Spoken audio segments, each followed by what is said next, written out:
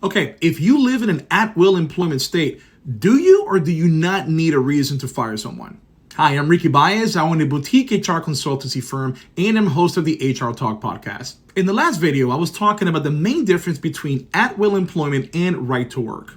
In the video, I mentioned that at-will employment means employment at will means that an employer can fire you for any reason that they want, so long as that reason is not illegal.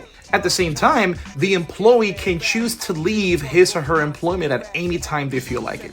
Side note, it still is a good idea to have a good reason on terminating an employee. I'll talk more about that in a different video. Although you can separate employment for any reason whatsoever, it still is a good idea to have a legitimate reason and document it. Why?